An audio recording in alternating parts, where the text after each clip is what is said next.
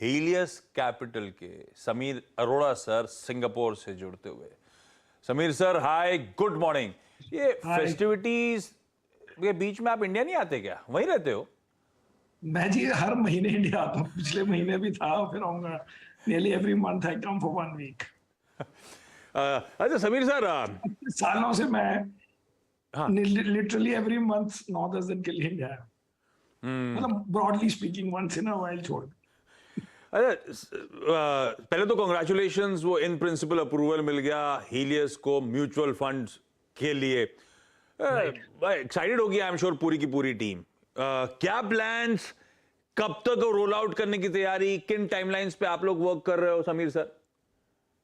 वो अभी जी in principle को लाइसेंस कन्वर्ट करने में करीब 6 मंथ्स लगते हैं और उसके बाद 2-3 महीने। सो वी आर होपिंग कि 7-8 मंथ्स में कर सकते हैं, बट पहले we have to convert the in principle into a licence, which basically means hiring people, putting capital, setting up a trust company. So those things are not complicated, they just have to be done. उसमें कोई ये नहीं है कि अब किसी के ऊपर डिपेंड करता है, अपने ऊपर ये है कि फटाफट किया जाए और ये प्रोसेस खत्म हो जाए। तो आई थिंक 8-9 मंथ्स लगेंगे, hopefully not longer than that. तो मतलब अटकेगा नहीं मामला, अब बस समय है, वो प्रोसेस को फूल होगा। इन प्रिंसिपल आ गया नॉट तो काम हो गया है।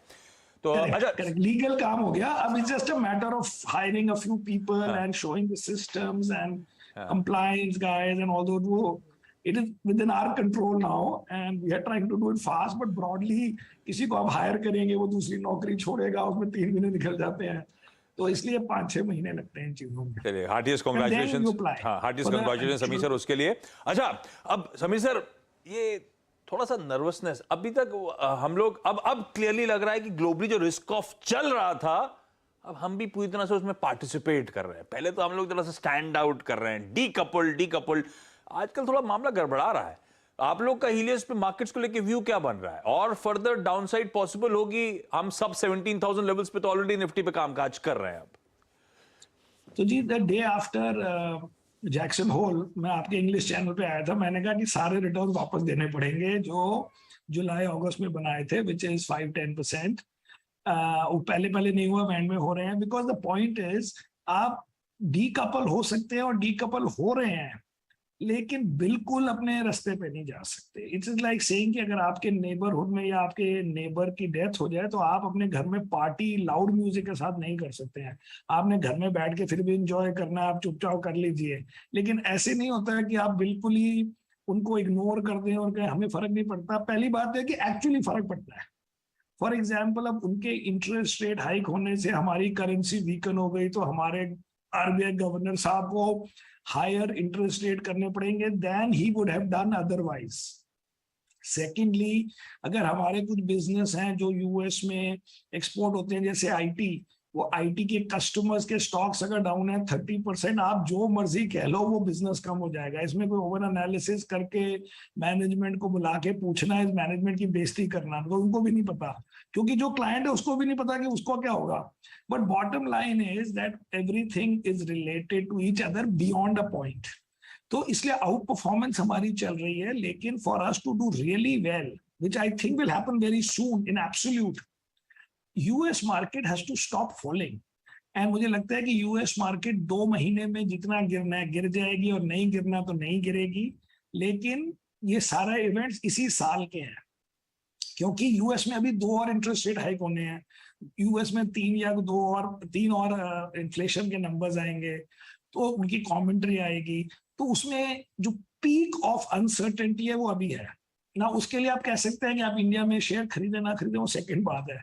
मैं अभी ये बोल रहा हूँ कि मेरे हिसाब से 2 महीने की अनसर्टेनिटी वेरी हाई। और आज एक्चुअली बहुत बड़ा नेगेटिव हुआ है, विच इज कि ये जो पाइपलाइन एक्सप्लोड हुई है, वो कह रहे हैं ये एक्सीडेंट नहीं है, ये सैबोटाज है। और वो रशिया अपने आप को सैबोटाज करके, उसको कोई फायदा नहीं है। दे कैन ऑलवेज से कि हम नहीं दे रहे गैस। सैबोटाज करने की जरूरत, सैबोटाज तो किसी और ने किया है। सो इट इज अ बड़ी डेंजरस सिचुएशन। वाकई करा देखें, स्थिति काफी विकट है। तो समझ जी, जो आपने कहा कि ये 2 महीने की अनिश्चितता, अनसर्टेनिटी, ऐसे में यूएस मार्केट, अब देखिए लेवल्स तो कुछ बचे नहीं है। इंडियन मार्केट्स में कितना पेन, और क्या वो जुलाई के लोज वॉलेट हो सकते हैं? ये 3 दिन से सर ये एफआईज ने बहुत ही नेगेटिवली अपने आप को फ्री प्लेस कर लिया है। वही डेटा है एग्जैक्टली जो कि जून का था। तो अभी सीरियस एग्जिट अगले 1-2 महीने में आप इसलिए देखेंगे मार्केट से भी, क्योंकि हम तो पैसा बना के बैठे हुए हैं। मैं आपको नेगेटिवली बोल रहा हूँ, लेकिन मैंने 3 दिन में कोई खास चेंज नहीं किया है। हमारा अभी भी, मेरा कहने का मतलब है द रियलिटी इसकी अनसर्टेन टाइम है। अब कोई कह सकता है कि चलो छोड़ो 2 महीने में गिर जाएगा 5%, उसके लिए कितनी चीजें चेंज की जाए, बिकॉज प्रिसाइज बॉटम तो मिलता नहीं है। So one way of looking at it is कि आप अगर नए पैसे डालने हैं, आप 1 महीने में डालो, एवरेज करो, डेली डालो थोड़े थोड़े, बट ये नहीं कि आज कुछ बड़ा चीप हो गई है मार्केट, ऐसी सिचुएशन नहीं है। On the other hand you can look at it with a slightly longer term and से कि 2 महीने में गिर जाएगी 5-7%, 20% गिरने का तो मुझे नहीं लगता। तो 5-7% कभी भी गिर सकती है। अगर हम बुलिश भी होते हैं कभी 5% मार्केट गिर जाती है। But broadly these 2 months are not going to be easy, because सारी जो अनसर्टेनिटी है वो इसी टाइम पे हो रही है। बिकॉज अभी आप अगर यूएस की इन्फ्लेशन की बात करें या इंटरेस्ट रेट हाइक की बात करें, ये पाइपलाइन की तो नई कहानी हो गई आज से, उसमें अगर उन्होंने अनदर 125 कर दिए या 50-50 कर दिए या 150 एंड 125 कर दिए, जो भी उन्होंने अब नेक्स्ट 2 हाइक्स करने हैं, that will be after seeing 2 or 3 more months और in parallel to 2-3 months of inflation data। तो उसके बाद अगले साल आप इस बात पे नेगेटिव नहीं होगे। सेकेंड है, अगर आप गूगल में अभी टाइप करें average duration of bear market in US, या आप करो average decline in US market, so average duration आती है मोटा मोटी 300 डेज, 8-9 महीने, 9 महीने, वो ब्रॉडली हो गए उनके। अगर आप करो एवरेज फॉल, उसमें फिर आपको कट आउट करना पड़ेगा कि चलो मैं ग्लोबल फाइनेंशियल क्राइसिस को नहीं गिनता, बिकॉज वो बहुत अलग टाइप का था और इट डजंट लुक टुडे कि उस टाइप का फॉल है, तो वो 30% के टाइप आता है।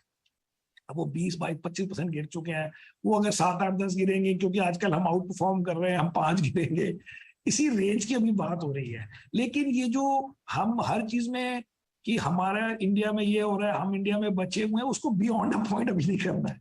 उसको हम खेलेंगे जब that market stops falling, because then we will make absolute money. अभी तो हम खाली रिलेटिव परफॉर्मेंस पे खुश हैं इस साल की जी, उनकी 25% मार्केट गिर गई, हमारी तो 2% गिरी है, something like that.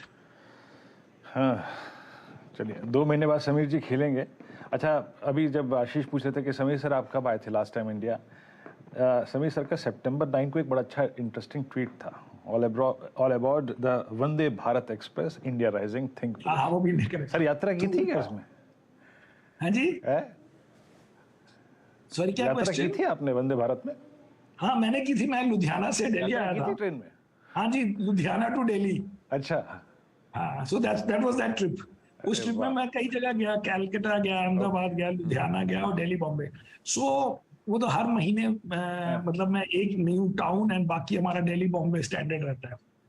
So it was very good. ये वीरू ने इंडिया राइजिंग थिंक बुलिश। अच्छा, एक्चुअली हमारे फंड का नाम है हीलियोस इंडिया राइजिंग पीएमएस और हमारा अपना लोगो है हीलियोस थिंक बुलिश। वो तो मैंने बताया नहीं, पर दोनों चीजें कनेक्टेड है हमारे साथ। हमारे पीएमएस का जो इंडिया वाले मैनेज करते हैं उसका नाम ही हीलियोस इंडिया राइजिंग पीएमएस है। अरे पता नहीं आपने कौन सा ट्वीट देखा था, उसके ऊपर या नीचे थोड़ा और घूमते ना वीरू, तो एक और इंटरेस्टिंग ट्वीट है समीर सर का। उसमें उन्होंने ट्वीट में मेंशन करा है कि भाई, वो ट्वीट में मेंशन है लड़की वाले तो सॉफ्टवेयर इंजीनियर्स पसंद नहीं कर रहे हैं आजकल। समीर सर, आप तो सॉफ्टवेयर स्टॉक्स खरीद रहे हो, आप भी नहीं पसंद है? मैं नहीं खरीद रहा जी, मैं तो लड़की वाला ही हूँ। So you know for the first time in 6 years, actually मेरा जो इनिशियल अलायंस के डेज थे वो तो मैंने आईटी से ही सारी परफॉर्मेंस आई थी, जो आई बीट द मार्केट बाय 32% पर एनम फॉर 8-9 years। लेकिन अब पहली बार जिंदगी में मेरे पास 0 आईटी है। एंड मुझे ये समझ आ गई कि ये जो होता है ना कि हम 6 महीने में ठीक हो जाएगा, 9 महीने में ठीक हो जाएगा, अब हो जाएगा, बट उसमें अगर आपके 50 मेरे 9-10% तो ऑलरेडी बच गए हैं। और मुझे लगता है कि अभी इन चीजों में इट्स नॉट कि हमने वो बेच के उसको कैश में रख लिया, ये कर लिया। There are so many better opportunities within India. हमारे पास $100 है टोटल, उसको आपने कभी आईटी, फार्मा, फाइनेंशियल्स, कंज्यूमर वगैरह में बेसिकली इन्वेस्ट करना है हमारे हिसाब से। सो आईटी से मच बेटर चीज है। समीर सर, आप कह रहे हो आपके पोर्टफोलियो में अब एक भी आईटी स्टॉक नहीं, 0 एक्सपोजर? ये तो बड़ा बोल्ड कॉल ले रहे हो आप लोग। सर अब हम हेज फंड वाले हो गए हैं ना 17 सालों से, आजकल हम बोर्ड कॉल से हमारे गुजारे होते हैं और हमारी परफॉर्मेंस क्योंकि अच्छी होती है तो हम तड़ी में रहते हैं कि हम ठीक हैं। सो इसलिए अभी तो हमारे पास 0 है। हाँ जी, रिस्क तो आप लोग ले रहे हो, फिर जोमेटो तो खरीद रहे हो आप लोग। जोमेटो को हम आईटी नहीं गिन रहे हैं। आईटी का मेरा मतलब है आईटी सर्विसेज जो यूएस एंड यूरोप वगैरह के मतलब जो क्लाइंट्स हैं जिसकी बात हो रही है। IT we don't call Zomato as IT. IT में ले भी नहीं जा रहा, मैं कह रहा हूँ रिस्की बेट्स तो अच्छे उठाए जा रहे हैं। ये खाने का शौक है इसलिए जोमेटो पसंद आ रहा है, या एक्चुअली गिरा था तो वैल्यूएशंस अट्रैक्टिव हो गए? पर उस वक्त तो वैल्यूएशन अच्छे लग रहे थे, अब घूम के वहीं पहुंच गए। नहीं अभी तो आप पर है, हमने 50 में लिया था, 58 है। बट जनरली स्पीकिंग आईटी की पहले बात करें क्योंकि वो मेरे लिए भी जरा बोल्ड स्टेप है ऑफ नॉट हैविंग। तो उसमें मुझे लगा कि ultimately the US market is being brought down actively by federal reserve.